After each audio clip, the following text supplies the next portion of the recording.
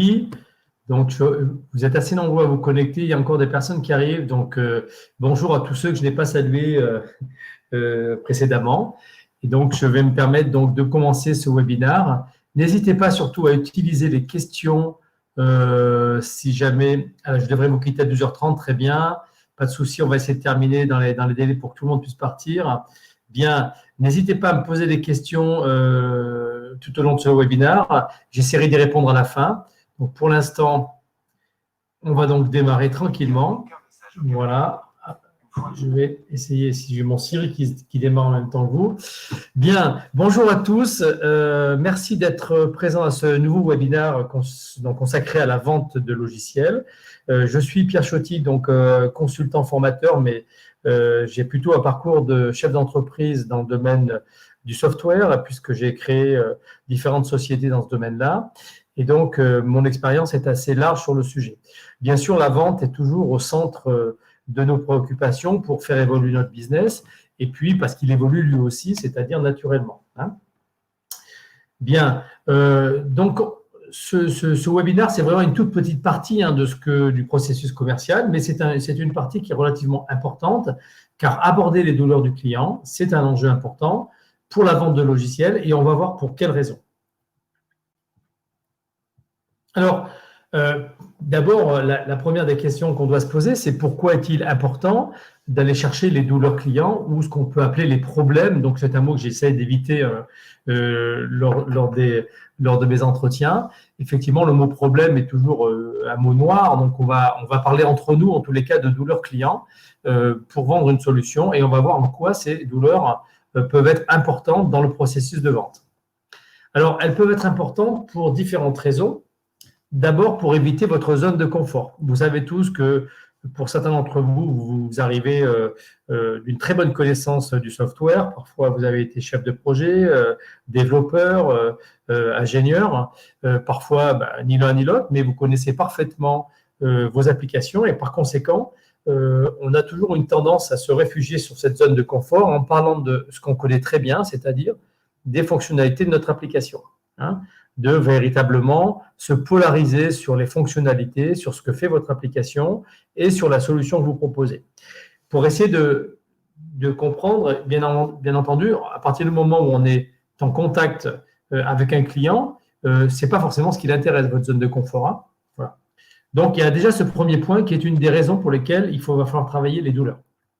Deuxièmement, on va essayer de penser avec vos prospects et même vos clients, si vous faites de l'upsell ou du cross-sell, on va essayer de penser diagnostic avant de penser solution. C'est-à-dire qu'avant de parler de la solution que vous proposez sans savoir si elle s'adaptera et si elle va correspondre aux attentes de votre client, il va falloir faire un diagnostic. Ce diagnostic de compatibilité entre ce que le client attend de votre solution et ce que vous allez lui apporter, c'est ce qu'on va appeler un peu plus loin la proposition de valeur de votre solution. C'est-à-dire en quoi elle amène de la valeur dans l'utilisation qu'en attend le client pour résoudre ses problèmes. Donc, pensez faire un diagnostic avant de penser à proposer votre solution.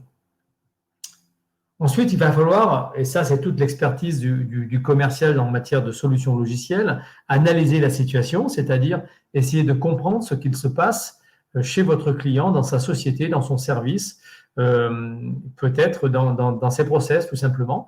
Et donc, vous allez devoir montrer votre expertise. S'il n'y a pas de démonstration de l'expertise du consultant ou du commercial ou de l'ingénieur d'affaires, il n'y a pas de crédit à son profit. Donc, montrer votre expertise, c'est vraiment très important puisque vous avez souvent plusieurs années d'activité et donc vous pouvez plus facilement vous positionner par rapport à vos expériences et votre expertise. Ensuite, il va falloir aborder les douleurs clients pour essayer de rendre compréhensible la valeur de votre offre.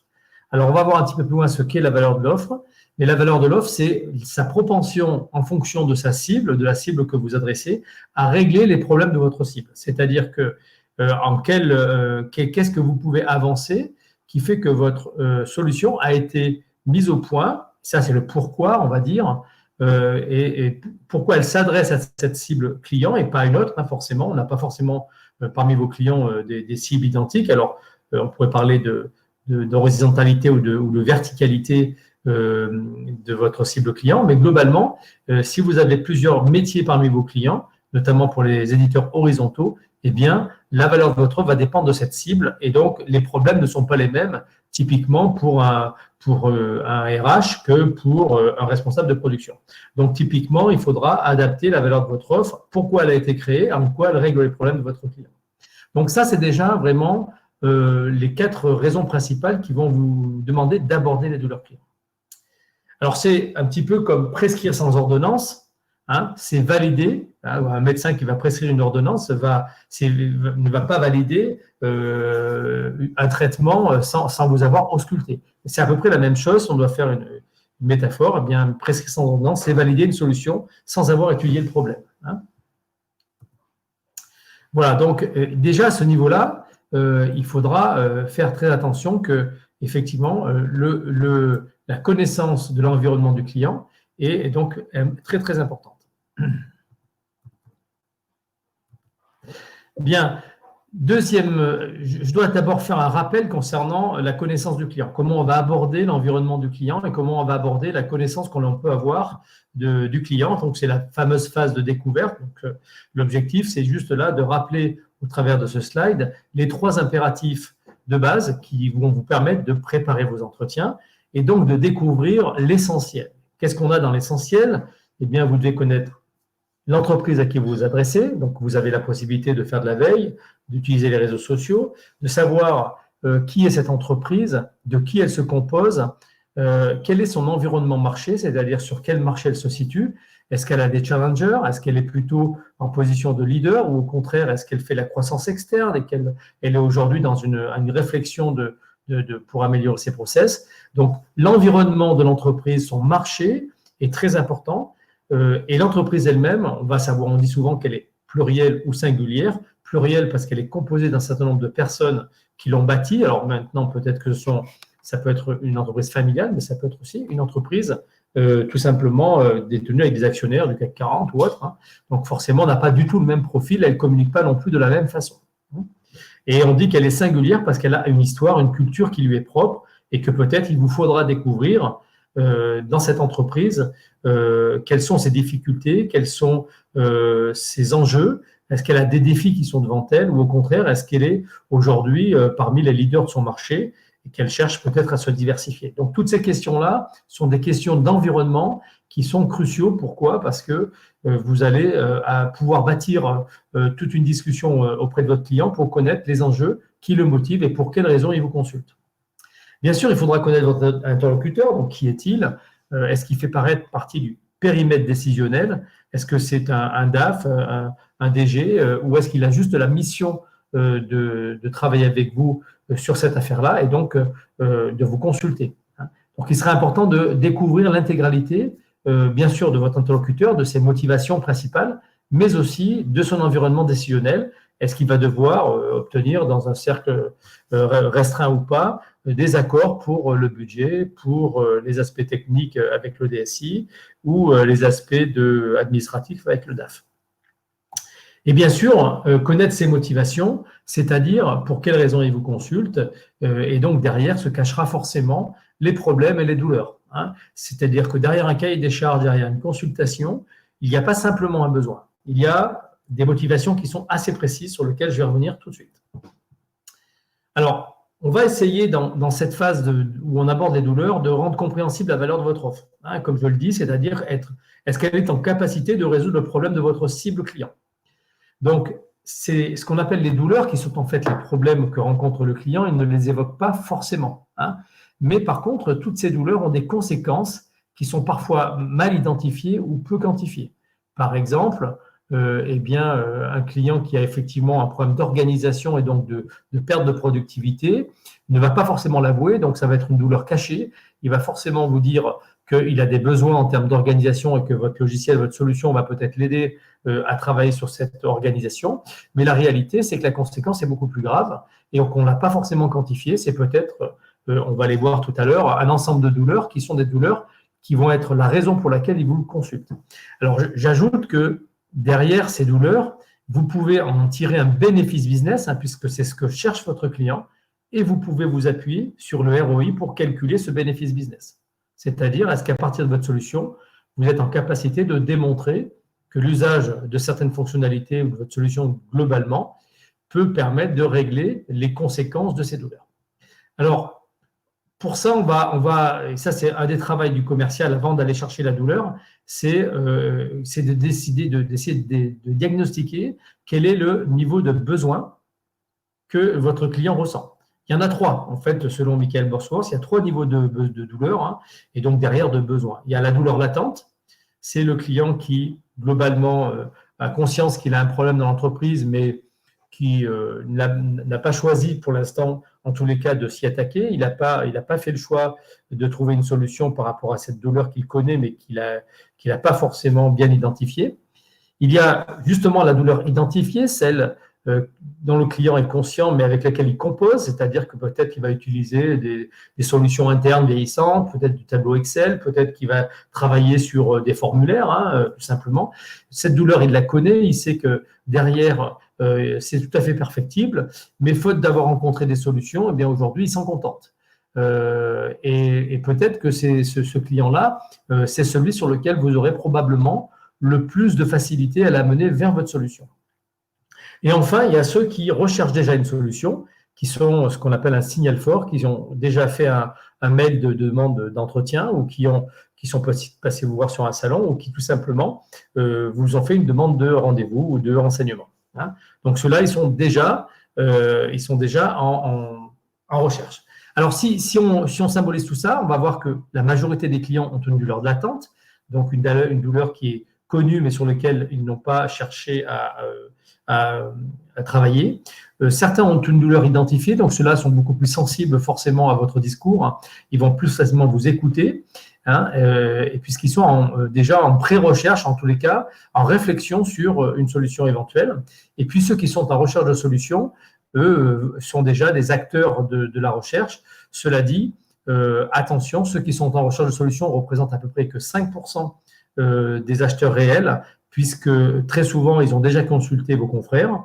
Et s'ils font appel à vous, c'est peut-être aussi parce qu'ils ont besoin d'une proposition supplémentaire et que peut-être vous allez faire le travail qu'il attend de vous, mais pas forcément la mener jusqu'à la vente.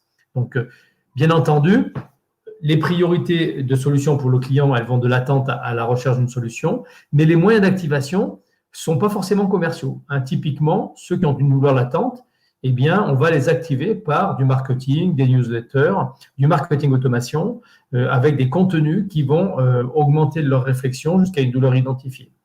Donc, ceux qui sont dans une douleur identifiée vont s'intéresser plus en termes de moyens d'activation à vos blogs, à vos contenus, à des aspects de réflexion de l'offre, hein, c'est-à-dire en quoi cette offre va m'aider à régler mon problème de productivité. Et enfin, ceux qui sont en recherche de solutions vont vous demander plutôt des fiches produits, des références clients, des démonstrations, parce qu'eux, ils sont déjà en recherche d'une solution.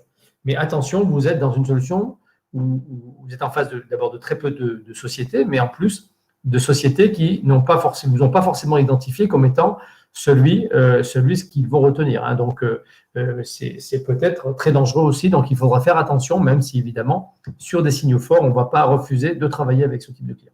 Donc, le commercial, il doit pouvoir reconnaître un client qui se situe dans l'une de ces 3 phases. Hein. Recherche d'une solution, douleur identifiée, hein, ou douleur latente. C'est vraiment 3 choses très différentes. Et donc, il faudra être capable d'identifier le niveau de douleur. Hein. Voilà, donc, rendre compréhensible la valeur de votre offre logicielle, c'est bien sûr de savoir comment positionner le prospect que vous avez en face de vous, dans quelle phase est-il, pour pouvoir déterminer quelles sont ces douleurs et pouvoir travailler sur des douleurs précises et les conséquences des douleurs. J'ajoute, pour terminer sur ce slide, que le ROI ne peut pas être évoqué dans une solution s'il n'est pas démontrable. Donc, il vous faudra construire ou sur des statistiques nationales ou sur des habitudes ou des références clients, des retours sur investissement qui sont quantifiables et démontrables dans une certaine posture du client. Hein. Pas forcément, en tous les cas, ne se ressemblent pas. Il sera nécessaire, en tous les cas pour vous, de bien être compréhensible sur des chiffres que vous annoncez, même si ce sont des fourchettes. Alors, pour rendre compréhensible la valeur de votre offre, On va aussi essayer, derrière l'expression d'un besoin ou d'un cahier des charges, de détecter quel est le problème. C'est-à-dire qu'au travers de questions ouvertes et fermées, on va pouvoir diagnostiquer quels sont les problèmes qui se cachent derrière l'expression d'un besoin, quelle est donc cette douleur que le client n'exprime pas forcément et quelles sont les conséquences pour l'entreprise. Alors, c'est important parce que très souvent, à partir du moment où on ne fait que répondre aux besoins, on n'a pas forcément les moyens de diagnostiquer si votre solution va apporter une réelle valeur ajoutée justement à la résolution du problème client. Donc, bien sûr, il faudra écouter le besoin exprimé par le client. Par exemple, on a besoin d'un outil pour augmenter notre productivité pour tel service. Derrière, on va réfléchir et poser des questions sur aujourd'hui, quels sont les problèmes que vous rencontrez, quels sont les axes d'amélioration que vous souhaitez et quelles sont les difficultés que vous rencontrez. Donc, ces difficultés, elles sont vraiment issues des besoins. Ces problèmes sont des douleurs qui sont ressenties. Donc, quels sont les effets sur le service, sur le fonctionnement de l'entreprise? Est-ce qu'aujourd'hui, cette douleur est bien identifiée ou est-ce que vous pouvez en élargir le périmètre? Parfois, on vous dit c'est simplement une question de productivité individuelle, mais derrière, peut-être qu'il y a des aspects de qualité qui en dépendent, il y a peut-être des aspects de productivité ou de financière qui en dépendent, et donc il faudra bien identifier l'ensemble des douleurs qui sont liées à ce besoin. Et bien sûr, le plus important, et souvent on s'arrête à ça, c'est qu'on n'évalue pas les conséquences de ces douleurs. En termes de quantifier, il va falloir essayer de voir comment vous pouvez quantifier ces douleurs. Est-ce que le client en a conscience? C'est-à-dire, est-ce que globalement, il peut dire qu'aujourd'hui, ça se porte sur de la non-qualité, sur un certain nombre de points qui sont des points négatifs qui ont vu donc l'expression de ce besoin. Et bien sûr, sans pouvoir mettre en évidence les conséquences de ces douleurs, vous aurez du mal à valoriser votre offre et à dire, écoutez, notre solution, justement, elle travaille sur de l'automatisation de processus. On va pouvoir travailler sur des workflows qui vont organiser le travail et permettre de savoir où sont les points difficiles et donc de mettre en évidence des axes d'amélioration pour répondre à ces conséquences et à ces douleurs. Donc, sur ce point-là, il est important, lorsqu'on a l'expression d'un besoin, d'aller chercher quels sont les problèmes, les douleurs et d'en évoquer les conséquences. Et on va voir qu'elles sont très nombreuses, ces conséquences, et pas forcément très bien diagnostiquées de la part du client. Donc, les douleurs doivent être mises en perspective avec les conséquences pour l'entreprise afin de démontrer votre capacité à les résoudre. C'est la valeur de votre offre. Nous avons créé une offre. Pour quelle raison? Eh bien, pour répondre à cette problématique de suivi, de traçabilité, de pilotage, etc. Il y a beaucoup de raisons pour lesquelles vous avez créé cette offre. Et là, vous voyez, on ne parle toujours pas de la zone de confort qui est souvent les fonctionnalités de votre application. Alors, juste pour revenir là-dessus, la valeur de l'offre, là, on n'a pas fait le choix dans ce webinaire de parler de la valeur de l'offre, mais on l'a déjà fait. Calculer la valeur de votre offre, c'est vraiment travailler cible par cible client, imaginer quels sont leurs problèmes et les conséquences de ces problèmes ou de ces douleurs, et ensuite apporter de la valeur à votre offre, c'est-à-dire quelle est votre capacité à régler ces problèmes. Alors, ces douleurs, elles sont très nombreuses. Là, j'en ai donné que quelques-unes, mais on va s'apercevoir lorsqu'on fait des exercices ensemble, très souvent, qu'on va avoir une perte de productivité qui se cache derrière un cahier des charges ou l'expression d'un besoin. Ça va être la réduction des coûts, parce qu'il y a des coûts qui sont cachés. Ça peut être des coûts humains, mais ça peut être des coûts de logistique ou simplement des coûts de diagnostic. Voilà, donc, certains dysfonctionnements qui existent dans l'entreprise et sur lesquels le client veut intervenir. Ça peut être également de la mise en conformité des clients qui souhaitent que leur application soit mise en conformité avec la législation dans leur domaine d'activité. Ça peut être tout simplement des résultats insuffisants, c'est-à-dire que l'entreprise cherche à avoir de meilleurs résultats, s'aperçoit qu'elle est peut-être pas très, très performante sur les résultats qu'elle procure. Et bien sûr, elle va essayer de chercher quelles sont les réductions de coûts, donc diminuer la charge financière. Donc, quelqu'un qui vous dit, là, j'ai 4 personnes qui font ça, je cherche une solution pour améliorer leur productivité parce que je voudrais que ces personnes fassent autre chose parce qu'elles n'ont pas le temps de le faire. Peut-être qu'il y a une charge financière humaine, en termes de ressources humaines, qui est trop importante. Il faudra l'évaluer peut-être avec un ROI, pour voir si votre solution va permettre de réduire cette charge financière pour l'entreprise. Et là, vous pouvez justifier évidemment de l'intérêt de votre solution. Ça peut être tout simplement la concurrence. Donc la concurrence, eh bien, ça peut être un moyen de contourner la concurrence ou du moins d'y faire face. Ça peut être aussi, et vous le voyez beaucoup maintenant dans les entreprises, la satisfaction des clients. Aujourd'hui, c'est une mesure, un KPI qui est vraiment très, très utilisé. C'est est-ce que les clients sont satisfaits de ma logistique, de mes délais de livraison, de mes disponibilités de stock, de mes interlocuteurs, de mon service commercial, de mon service qualité, etc. Donc, cette mesure-là, elle est de plus en plus présente dans les entreprises. Et bien sûr, elle est directement liée à la non-qualité, donc des retours nombreux et qui coûtent cher, des produits qui ne sont pas forcément reconnus comme étant suffisamment qualitatifs ou qui ne répondent pas tout simplement à des normes de qualité. Donc, on pourrait en imaginer plein d'autres. Ça peut être le manque de pilotage, par exemple. Le service à qui vous vous adressez, eh bien, il a du mal à savoir ce qui se passe chez lui.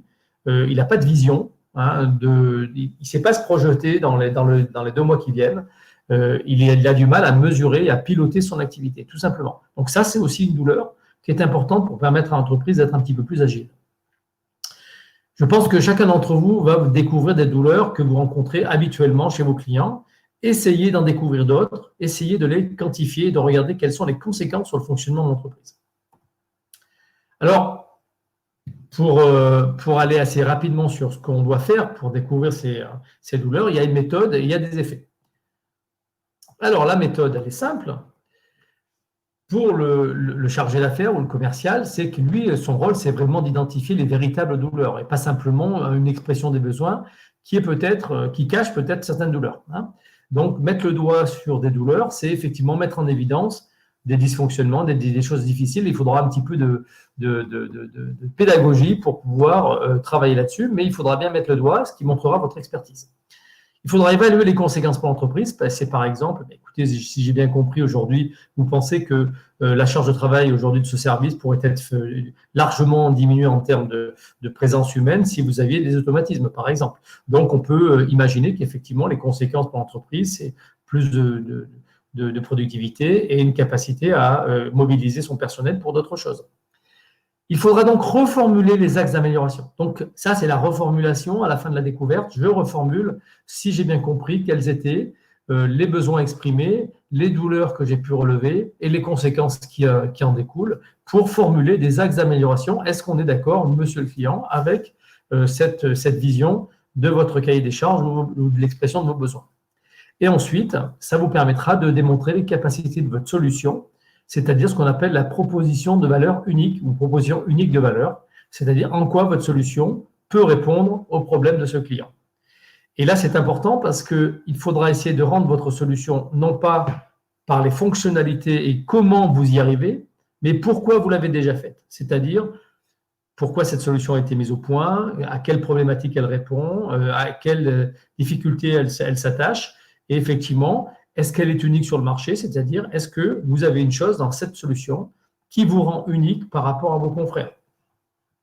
Est-ce que vous avez développé un algorithme en BI qui permet d'exploiter des données clients, par exemple, etc., etc. Donc, il faudra chercher en quoi votre solution est unique par rapport à vos confrères. Et bien sûr, derrière la solution, il y a des fonctionnalités. Donc, ça, c'est le comment, c'est-à-dire comment, avec ces fonctionnalités que vous proposez, vous allez vous allez répondre aux axes d'amélioration. Alors, les effets sont assez multiples, finalement. Creuser les douleurs permet donc de bâtir un argumentaire répondant aux axes d'amélioration et donc aux attentes du client. C'est-à-dire que si on ne creuse pas les douleurs, eh bien, on ne sait pas bâtir un argumentaire efficace, c'est-à-dire court et mémorisable. Et puis, on va essayer de répondre aux axes d'amélioration pour les mettre véritablement en perspective chez le client. Donc, on va répondre tout simplement à ses besoins. Deuxième élément, en termes d'effet, le client comprendra plus facilement votre positionnement et le positionnement de votre entreprise, c'est-à-dire comment vous êtes positionné sur le marché, qui vous êtes, depuis combien de temps, quels sont vos clients, quels sont vos savoir-faire et quelle est votre capacité, bien sûr, à l'accompagner en termes d'expertise. Là, c'est se baser sur les user cases, sur les expériences que vous avez déjà vécues, afin d'atteindre ces enjeux. L'objectif, c'est est-ce que cette société, dans son esprit, est capable de m'accompagner et de faire face à mes enjeux en répondant véritablement à mes besoins. C'est ça la question de fond. Et les effets, c'est que la valeur de votre solution, comme je le disais précédemment dans les capacités de cette solution, elle doit être, si possible, différenciante de vos concurrents. C'est-à-dire essayer de voir en quoi votre proposition amène quelque chose de particulier qui va la rendre unique sur le marché. Ce n'est pas toujours facile, mais ça arrive quand on cherche un peu, on arrive à faire en sorte que l'on va trouver un argument qui vous rend unique sur le marché. Ce n'est pas forcément une innovation de produit, ça peut être une innovation de service, une innovation, par exemple, dans la façon de votre offre tarifaire, ça peut être quelque chose de particulier qui vous rend unique. Ça, c'est vraiment important. Voilà, donc, un peu de méthode va provoquer des effets relativement importants en termes de valeur de votre offre en travaillant sur les douleurs du client. Je suis dans le timing, vous allez voir. On avait dit une demi-heure, on n'est pas très loin. Donc, l'ensemble des conseils que je peux vous amener sur ce sujet-là, c'est vraiment de construire un discours centré sur les besoins et les enjeux du client, principalement, et non pas centré sur vos produits. C'est-à-dire que si on réfléchit, qu'est-ce que veulent vos prospects? Eh bien, c'est trouver, bien sûr, la meilleure solution à leurs problèmes, diminuer les conséquences sur leur entreprise, c'est ce qu'on a vu, c'est-à-dire supprimer leurs douleurs ou les améliorer. Et vous savez donc essayer de préférer un discours centré sur des besoins et les enjeux de votre interlocuteur plutôt que sur vos produits. Encore une fois, on est dans la zone de confort avec le produit. Ça ne veut pas dire qu'on n'y viendra pas, notamment au niveau de la démonstration, mais la démonstration, je vous le rappelle, est plutôt un moment très particulier où on va démontrer ce que l'on a avancé en termes d'arguments préalablement. C'est, on va dire, une soutenance, une sorte de soutenance. Ce n'est pas le moyen d'aller déceler des douleurs ou d'aller déceler des problématiques. C'est plutôt un moyen de montrer que vous êtes en capacité, au contraire, d'y répondre. Donc, on va essayer de travailler sur les besoins et les enjeux du client pour leur vendre une idée d'un futur meilleur. Globalement, aujourd'hui, vous travaillez comme ça. Demain, avec notre solution, vous pourrez travailler différemment et vous pourrez obtenir une certaine mesure de ce que vous faites, etc., etc. Enfin, tous les arguments que vous pouvez développer sur votre solution. Voilà, donc vous voyez que c'est assez simple finalement de travailler sur les douleurs. Il faut simplement se rappeler qu'on a derrière un besoin un problème, ce problème est une douleur et que derrière ces douleurs, il y a des conséquences pour l'entreprise. Voilà, donc c'est un sujet que nous abordons dans les extraits de formation vente complexe pour les éditeurs, que nous accompagnons depuis plus de 10 ans maintenant. On a rencontré près de 500 éditeurs, donc on commence à voir qu'effectivement, le conseil, l'accompagnement, la bienveillance, votre capacité d'expertise sont vraiment des points sur lesquels il faut mettre l'accent, y compris sur le marketing de votre offre. J'insiste là-dessus. Donc, ce que vous venez de voir, là, aborder les douleurs, c'est une petite partie de la vente complexe pour les éditeurs, donc formation que nous dispensons en 2 jours en inter ou en intra-entreprise, donc on peut faire de l'inter ou de l'intra-entreprise.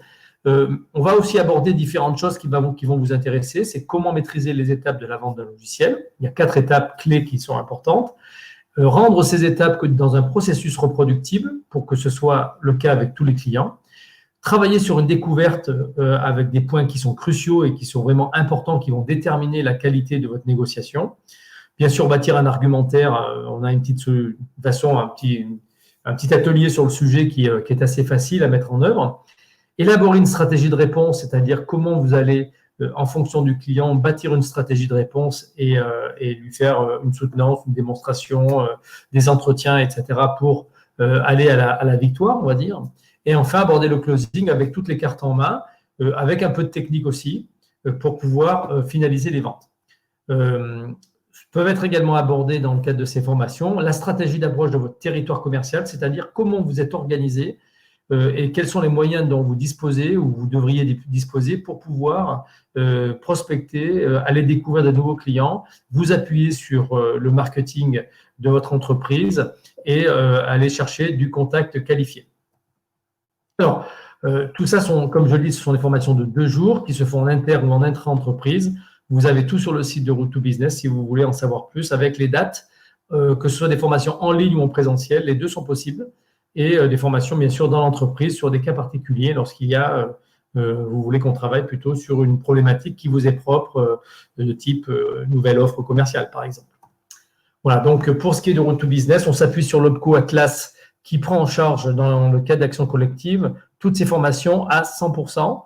Donc, je vous engage à demander un dossier de demande en ligne ou de me joindre si vous le souhaitez, ou de joindre Anaïs à notre secrétariat pour voir si vous souhaitez participer à l'une ou à plusieurs de ces formations techniques de vente, stratégie marketing pour les éditeurs, hein, j'insiste bien, comment mettre un plan d'action marketing aussi, donc marketing opérationnel et enjeux techniques pour les éditeurs, plus pour les CTO. Voilà, donc j'en ai fini pour ce webinaire. Je voulais savoir si vous aviez des questions, bien sûr, sur cet aspect de découvrir des douleurs. Est-ce que c'est quelque chose que vous avez l'habitude de faire? Souvent, on évoque les problèmes, mais on ne va pas jusqu'aux conséquences. Donc, ce webinaire sera bien sûr disponible ainsi que les fiches PDF en ligne sur le site de Road to Business dans ressources webinar. Hein, voilà. Donc, je vous écoute si vous avez quelques questions sur le sujet. Voilà. Merci pour vos félicitations. Un bon rappel ne fait jamais de mal, dit Fabrice. Ben oui, c'est vrai qu'on a tendance à, là aussi, travailler comme on le fait toujours, sans se poser trop de questions. Donc, est-ce que vous avez d'autres questions? Non, pas de questions particulières. Oui, alors, vous pouvez vous faire une liste, effectivement, de l'ensemble des problématiques que vous rencontrez chez vos clients, vous, votre équipe, hein, et puis de regarder quelles peuvent être les conséquences habituelles que vous connaissez pour les mettre en perspective avec votre capacité à les régler. Donc, voir peut-être quelques fonctionnalités de votre application qui vont permettre de régler, effectivement, ou par du ROI ou par du calcul ou pas, hein, d'ailleurs, votre capacité à répondre aux clients dans ses douleurs et dans ses problèmes, dans ses conséquences. Hein. Voilà. Merci à tous.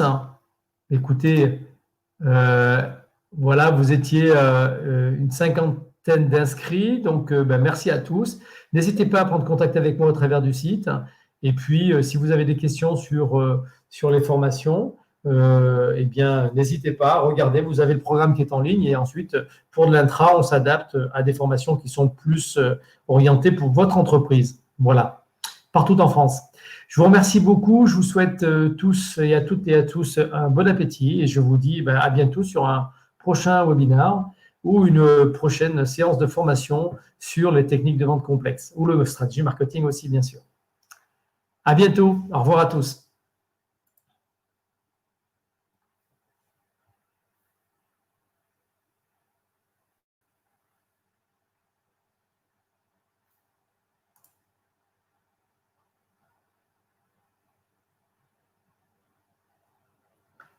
Ah, j'ai juste une question qui vient d'arriver.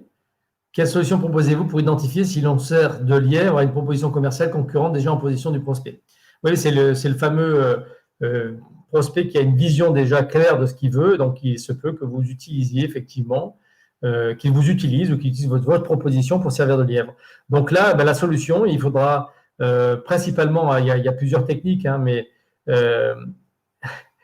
de voir si effectivement l'aspect, par exemple, tarifaire ou l'aspect fonctionnel est le seul obstacle pour travailler avec le client. S'il vous dit que globalement, votre proposition commerciale est bien, mais qu'il ne peut pas vous donner de réponse, il y a des chances qu'effectivement, il ait encore réservé son choix ou que vous ne soyez pas retenu. Donc, il y a plusieurs techniques pour essayer d'éviter de servir de lièvre à une proposition commerciale. C'est d'essayer de voir avec lui si elle convient, quels sont les points encore qui restent à lever, est-ce qu'il y a des objections qui restent, et si en dehors de ces objections, le client est prêt à vous suivre ou pas, de façon à ce que vous ne régliez pas forcément le problème si le client n'est pas prêt à vous retenir, tout simplement.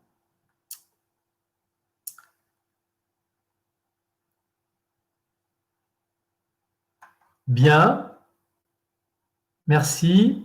Je regarde si je vois d'autres questions, mais non, pour l'instant, tout a l'air d'être clair. Donc, écoutez, je vous souhaite encore Une fois, un bon appétit. N'hésitez pas à prendre contact avec moi par mon mail ou qui est sur le site ou par mon téléphone si vous souhaitez avoir des renseignements complémentaires à l'issue de ce webinaire. Bon appétit à tous.